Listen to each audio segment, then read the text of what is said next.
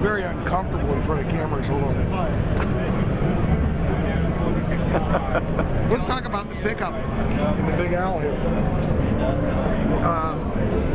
And one of the things about making basses and guitars is people get these preconceived notions about basswood versus maple versus alder, and then when it comes down to pickup, magnetic material, neodymium, and Alnico is the best, and ceramic isn't as good and stuff.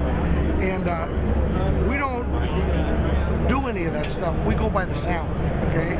And when it came time to put the single H in the anniversary model, the pickup did the best job of illustrating how we approach an anniversary guitar. An anniversary to me should be remembering where you were and somewhere in between, and then something to the future, just like hopefully you do with your wife. Oh yeah, I got to remember that anniversary date. But so what we did with this is we took the bongo pickup covers, we took the bongo bobbins, we wound it to Stingray specs, and we used the ceramic magnet. Now, it isn't like we did that specifically. We built every combination you could build. We did it, Stingray bobbins, run a Sterling with Alnico. When you blind tested them and played them, clearly the best humbucking we had was the one that was in the anniversary. So that's why we put it in the Big Al.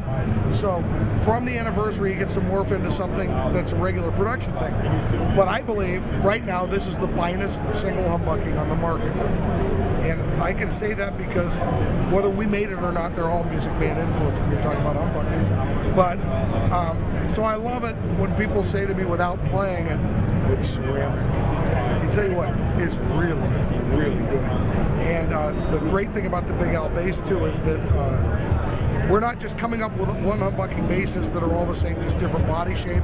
Each one of them has a real legitimate purpose and difference. And we're able to integrate the bongo 4-band 3-amp. And we'll also be able to integrate the switching from the Big Al and the anniversary. So you got active and passive, and you got series and parallel. And especially when it's in series, make sure if you're flipping back and forth that you're somewhere relatively flat on the active side if you want it to be a similar level. But it is capable of being very close to the same level.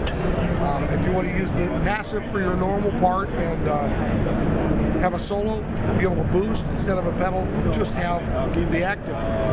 The frequencies boost a little bit and you'll get an EQ volume level there. But anyway, the Big Al 1H is what I'm playing now. Okay, I'm also playing the Sterling because I like that guy.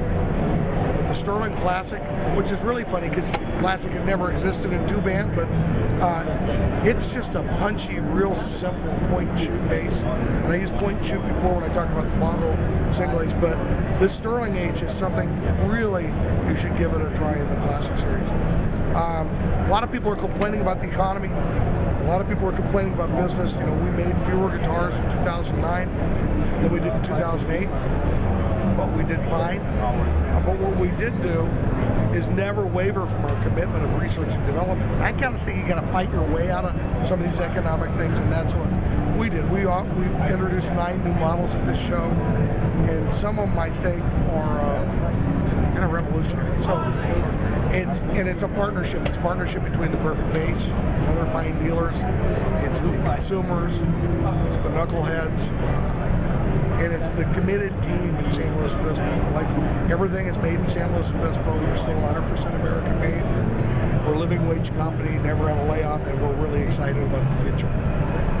PerfectBass.com. PerfectBass.com.